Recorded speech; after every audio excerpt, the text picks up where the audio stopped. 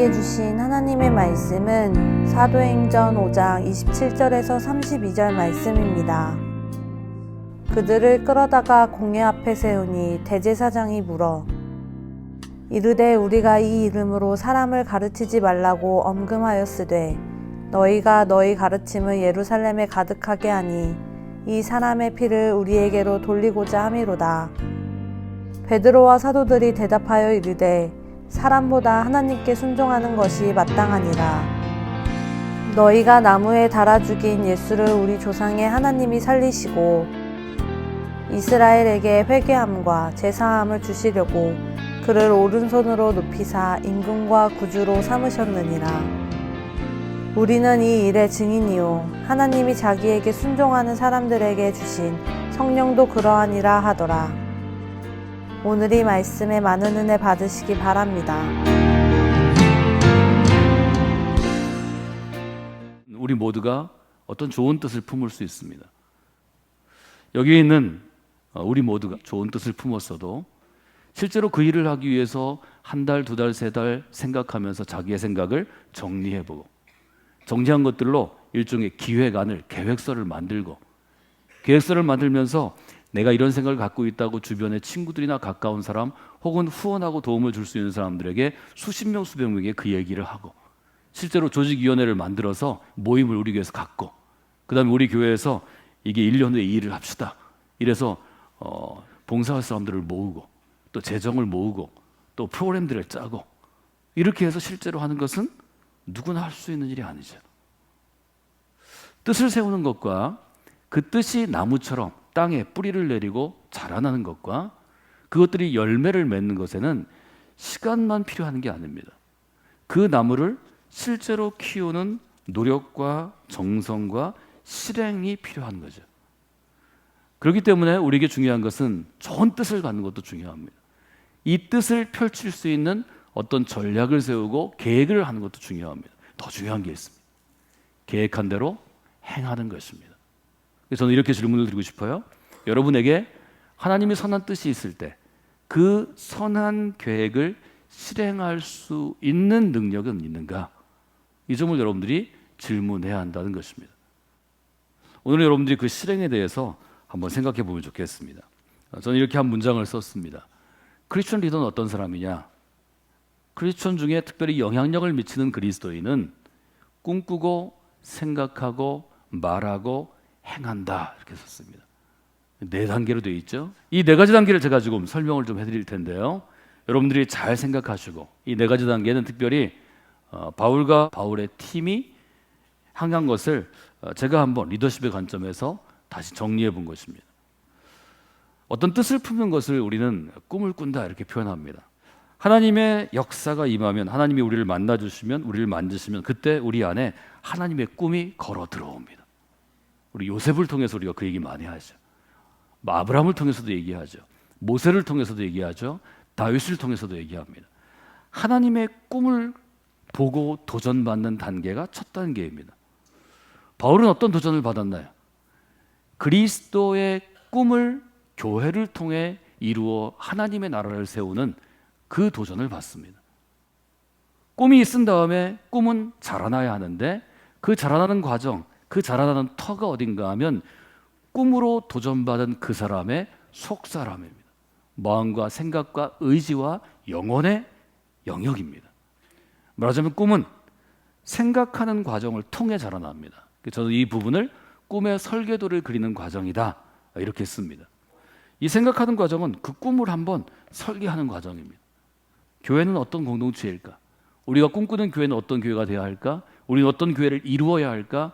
이 교회는 어떻게 하나님의 일을 해야 할까?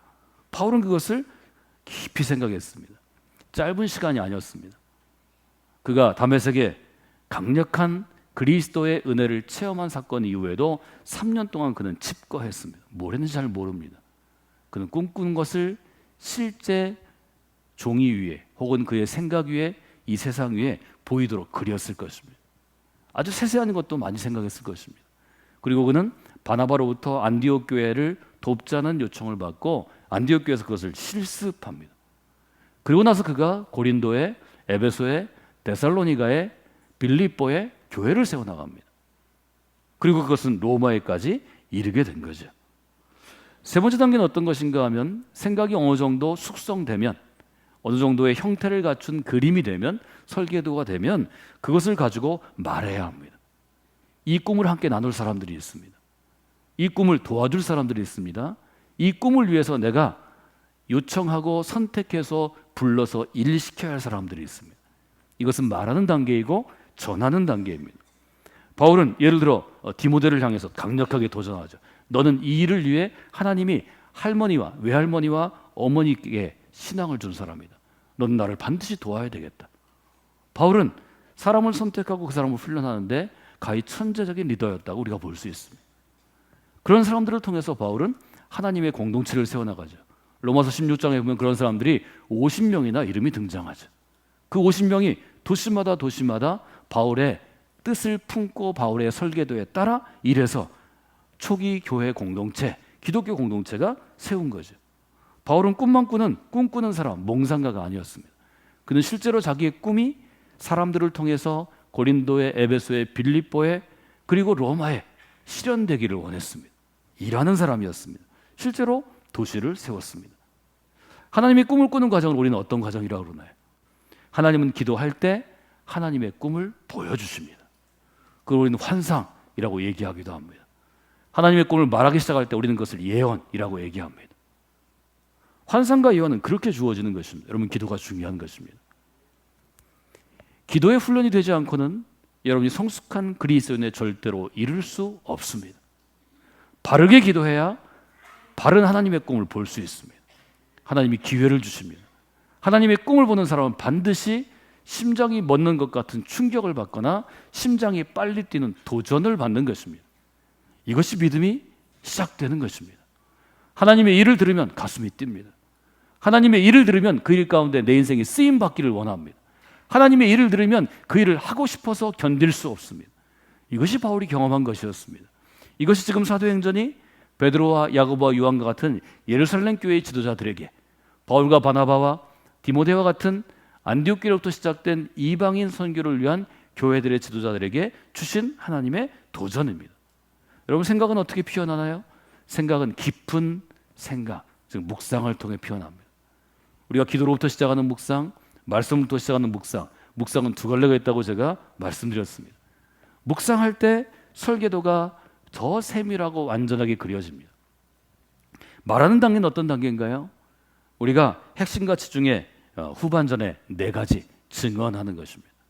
고백하고 증언하면 나 혼자 세운 이 설계도가 점검이 되어집니다. 한 사람은 아무리 뛰어나도 편향적인 생각으로 자기의 일을 감당할 수밖에 없습니다. 하나님이 아무리 꿈을 주시고 도전하시고 좋은 생각, 창의적인 아이디어를 주셔도 나 혼자 그린 설계도는 어딘가 수정할 게 많이 있습니다. 우리 주변 가운데 좋은 그리스도인의 그룹, 여러분에게 소그룹을 권하는 것은 펠로우십 그룹, 친교와 교제를 중심으로 한 소그룹이든지 코칭 그룹, 배우고 익히고 연구하는 모임이든지, 이 두 모임에 있는 좋은 그리스도인은 여러분이 혼자 그린 설계도를 능히 수정할 만한 지혜들이 있습니다. 경험들이 있습니다. 그것들이 하나님이 주신 꿈의 설계도가 보다 더 완전하게, 보다 더 일할 수 있도록 만드는 것입니다. 그리고 그 설계도를 가지고 우리가 일하는 것이 4번째 단계입니다. 한 번 더 정리해 볼까요? 하나님의 사람들, 그리스도인들은, 특별히 하나님께 쓰임받는 그리스도인 리더십들은 꿈꾸고 생각하고 말하고 행합니다. 꿈꾸는 것은 기도의 영역입니다. 생각하는 것은 묵상의 영역입니다. 말하는 것은 증인됨, 증언의 영역입니다. 행하는 것은 헌신의 영역입니다. 헌신해야 이루어지기 때문입니다. 자기를 부인하고 그리스도를 따르는 것입니다. 자기 십자가를 지고 그리스도를 따르는 것입니다. 이것은 나의 있는 무엇인가, 나의 욕심의 영역, 나 중심의 영역을 잘라내는 것이기 때문에 우리가 헌신이라고 부르는 것입니다. 저는 오늘 여러분들에게 좀 더 실제적인 10가지의 일종의 순서대로 하셔도 좋고 또 여러분이 참고하셔도 좋은 실행 규칙을 좀 나누려고 합니다. 이것은 제가 지금까지 그리스도인으로 일하면서 또 목회자로, 목사로 일하면서 제가 일을 하는 일종의 정해진 습관입니다. 여러분, 하나님이 어떤 도전을 주실 때 그것을 카드에 적으십시오. 처음에 적는 게 중요합니다. 왜냐하면 적지 않으면 인간은 잊어버리기 때문입니다. 두 번째는 예를 들어 리뉴라고 이렇게 적으셨다면 이 카드를 여러분이 매일 읽으시는 성경입니다. 장신용으로 주신 성경 말고 매일 읽으시는 성경에 같이 쓰든지 넣고 붙잡고 기도하셔야 합니다. 그런데 그냥 기도가 아니고 작정하고 기도하셔야 합니다. 저는 여러분이 적어도 4주 정도는 기본적으로 권해드립니다. 기도는 그냥 하는 것이 아닙니다. 기도는 하나님이 어떤 기도할 뜻을 주시면 그 뜻을 세워서 기도하는 것입니다. 여기는 작정이 필요합니다. 작정은 기간을 정하는 것입니다. 아주 작은 일은 일주일이면 되겠지만 적어도 여러분의 인생에 어떤 영향을 줄 붙잡고 기도할 어떤 주제, 문제, 상황에 대해서는 적어도 4주 작정하고 기도하십시오. 4주가 부족하면 12주, 3달로 늘리십시오. 3달이 부족하면 1년, 2년, 3년 연으로 여러분이 하셔도 됩니다. 여러분 기도는 작정하고 하는 것입니다. 작정하고 기도하고 하나님이 주시는 그 도전, 꿈 혹은 하나님이 주시는 어떤 문제를 붙잡고 기도하면 하나님이 시시때때로 생각들을 떠오르게 하십니다. 즉 아이디어를 주십니다. 그 아이디어는 금세 내 머릿속에 있다, 내 마음속에 있다 사라지기 때문에 그때 적어야 합니다. 그 카드를 갖고 다니면서 생각하고 아이디어는 정리하셔야 합니다. 운전하다가 좋은 아이디어가 있으면 차를 세우십시오. 정리하고 또 기도하고 새로운 생각을 또 적으십시오. 밥 먹다가도 아이디어가 있으면 정리하셔야 합니다. 정리하는 것으로 끝나는 분들이 많습니다. 정리하는 것으로 끝나면 꽃 피어나지 않습니다. 하나님이 여러분에게 주신 좋은 생각과 뜻이 꽃이 피려면 반드시 주변에 여러분에게 주신 사람들과 나눠야 합니다. 이 생각에 동의할 사람들과 여러분의 아이디어를 나누십시오. 그 카드를 들고 와서 보여주십시오. 이야기하다 보면 그 사람이 좋은 아이디어를 주든지 동의하든지 후원자가 될 것입니다. 주변의 사람들과 하나님 주신 꿈에 대해서 얘기하면 사람을 얻게 됩니다. 그 얻은 사람들로 우리가 원팀을 만드는 거죠. 여러분 사람의 의견과 아이디어를 통해서 여러 가지들이 오면 다시 정리하십시오. 그러면 이제 버려야 될 것과 다시 한번 생각해야 될 것과 더 발전시켜야 될 것으로 아이디어 트리가 정리됩니다. 그 다음에는 그것을 다시 크게 만들어서 잘 붙여두십시오. 사원님 그 다음에는 매일매일의 삶에서 적어도 4가지를 하셔야 합니다. 아침에 눈을 뜨면 새벽에 일어나면 이 카드 중에 정리된 부분을 읽고 마음에 한 번 더 정리하고 기도하십시오. 하나님이 생각을 더욱더 날카롭게 하실 것입니다. 낮에는 실제로 카드에 적힌 대로 하나라도 더 행하려고 노력하십시오. 때를 얻든지 때를 얻지 못하든지 노력하셔야 합니다. 저녁에는 오늘이 행한 일들을 다시 한번 정리하시고 머릿속으로 쭉 돌아보시고 이때 할 일이 점검하고 평가하는 것입니다. 체크업 과정입니다. 그리고 더 중요한 것은 밤에 잠들기 전입니다. 잠들기 전에 저는 쉬지만 하나님은 일하시기 때문에 하나님에게 일감을 맡겨드려야 합니다. 이때는 어떻게 되냐면 하나님의 일을 제가 기대합니다. 하나님이 이제 일하셔야 되겠습니다. 그 일을 기대하며 기도하면 이 일이 내가 자는 중에도 자라납니다. 여러분이 이 일들이 한 주가 아니고 4주가 되고 4주가 아니고 석 달이 되고 석 달이 아니고 1년이 되면 아주 크게 자라납니다. 하나님의 뜻을 품은 사람은 이렇게 키우는 것입니다. 이것은 하나님의 사람들이 행했던 일입니다. 그리고 사실은 바울이 이렇게 일했습니다. 많은 사람들이 우리에게 묻습니다. 교회 다니는 사람과 다니지 않는 사람이 무엇이 다른가? 그리스도인과 그리스도인 아닌 사람이 무엇이 다른가? 많은 분들이 여기에 대해서 답변하고 목회자나 신학자에게 요청합니다. 우리는 삶의 신념이 다릅니다. 이 가치관이 다르다는 얘기죠. 우리는 생활 양식이 다릅니다. 우리는 삶의 목표가 다릅니다. 저희가 이론적으로 신학적으로 정리할 수 있습니다. 사도행전은 훨씬 더 실제적으로 정리합니다. 어떤 점이 다른가요? 오늘 우리가 읽은 사도행전 5장 전체를 보면 그리스도인과 세상 사람들이 다른 점은 하나님의 능력이 드러나는 게 다릅니다. 여러분의 삶을 통해서 그리스도인은 하나님의 능력이 매일 드러납니다. 이 점이 다른 것입니다. 사도행전 5장 12절에 보면 사도들이 손으로 민간에 주변의 이웃들에게 표적과 기사를 많이 행했다 이렇게 기록합니다. 사도의 시대 가운데는 무엇이 다르냐면 하나님의 능력이 외부적으로 드러났습니다. 그것은 외부적으로 드러나야 하나님의 일이 널리 알려지기 때문입니다. 그래서 표적, 기사와 같은 걸 썼는데 주로 병자들이 많이 나왔습니다. 지금은 의료시설이 발달하고 그때보다 훨씬 더 좋은 위생 상황과 사회적인 상황에 살고 있습니다. 또 교회 시대가 2000년 계속되었습니다. 지금은 외부로 드러나는 이런 표적과 기사보다 저는 내적으로 드러나는 표적과 기사가 크다고 생각합니다. 우리의 밖에 어떤 질병이 있는 것처럼 우리의 내부의 질병이 훨씬 더 크죠. 마음의 질병, 영혼의 질병이 크죠. 여러분이 하나님의 사람이 되면 여러분을 평생 동안 괴롭히는 마음의 상처와 고통과 피 흘림이 치유됩니다. 놀라운 기적과 이사입니다. 기회를 얻지 못하던 사람들이 기회를 받습니다. 무시당하고 억압당하던 사람들이 자유함을 얻고 격려를 받습니다. 알아주지 않던 사람들이 존중함을 받습니다. 여러분, 이것은 얼마나 큰 표적과 기사입니까?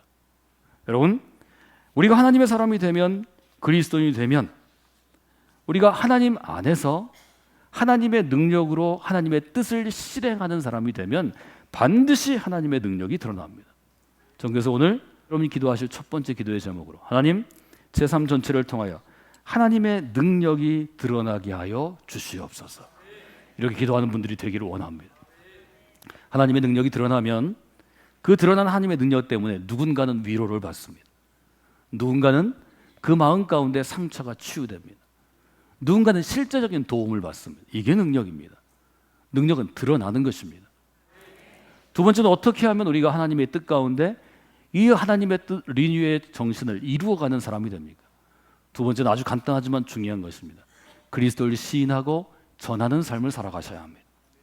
41절에 보면 사도들이 그 이름을 위하여 능욕받는 것을 합당한 자로 여기심을 기뻐하며 공의 앞을 떠나느라. 42절 이렇게 되어 있죠. 저희가 날마다 성전에 있든지 집에 있든지 예수는 그리스도라 가르치기와 전도하기를 쉬지 아니하더라. 멈추지 않았다는 것입니다. 그러면 그리스도를 시인하는 것은 어떤 것인가요? 1차적으로는 사도들이 했던 것처럼 예수님이 그리스도이십니다. 예수님이 이 세상의 구원자가 되시고 나의 주인이십니다. 여러분이 공개적으로 좀 고백할 수 있는 것입니다. 어디서든지 고백할 수 있는 것입니다. 두 번째, 더 중요한 게 있습니다. 그리스도를 시인하고 그리스도를 전하는 삶이라는 것은 이런 것을 의미합니다. 여러분이 열심히 노력하셔서 어떤 부분에 성공할 수 있습니다. 여러분이 좋은 능력을 갖고 있어서 어떤 부분에 칭찬받을 수 있습니다. 그때 이렇게 공개적으로 여러분이 고백하는 것입니다. 저는 저의 노력으로 이 일을 이룬 것이 아닙니다. 그리스도께서 이 일을 하셨습니다. 여러분, 이것이 그리스도를 시인하는 것입니다. 여러분이 쓰임받는 인생이 된다면 나의 노력으로, 나의 능력으로, 나의 지성으로, 나의 머리로, 나의 똑똑함으로 세상을 변화시킨다고 얘기해서는 안 됩니다. 하나님의 도우심으로 그리스도의 십자가의 보혈의 능력으로 세상을 변화시켰다고 고백해야 합니다. 여러분, 이것은 믿음 없이는 되는 일이 아닙니다. 믿음 없으면 언제나 나를 앞세우기 때문입니다. 믿음 있으면 나는 뒤로 가고 그리스도를 앞세우는 그리스도인이 될 수 있습니다. 여러분들이 그런 분들이 되시기를 주님의 이름으로 부탁을 드립니다. 그럼 두 번째 기도의 제목은 이렇게 저에게 정했으면 좋겠습니다. 매일매일의 삶에서 그리스도를 시인하고 전하게 하여 주시옵소서. 여러분, 그리스도를 시인하는 것은 하나님을 향하여 어떤 자세를 갖는 것인가요? 하나님을 향하여 철저하게 무릎 꿇는 삶을 사는 것입니다. 성경은 이것을 뭐라고 표현하나요? 복종한다라는 단어를 씁니다. 29절에 보면 베드로와 사도들이 대답하여 가로되 이야기합니다. 사람보다 하나님께 복종하는 것이 마땅한 일입니다. 여러분이 신앙이 깊어지면 깊어질수록 하나님 앞에 철저하게 복종하는 사람이 될 것입니다. 그러면 아직 철저하게 복종하지 못하는 우리의 수준에 있어서도 우리는 기도해야 합니다. 하나님, 매일 매 순간 철저하게 하나님께 복종하는 인생으로 살아가기를 원합니다. 여러분, 이렇게 기도하실 때 하나님께서는 바울과 동역자들을 통해서 교회 공동체를 이루신 것처럼, 즉 세상을 새롭게 하시는 리뉴 하신 것처럼 우리를 통하여 우리가 살아가는 이 시대, 우리가 살아가는 이 도시, 우리가 살아가는 이 신앙의 공동체들을 새롭게 하시는 것입니다. 여러분, 이 일 가운데 쓰임받는 분들이 되시기를 주님의 이름으로 부탁을 드립니다.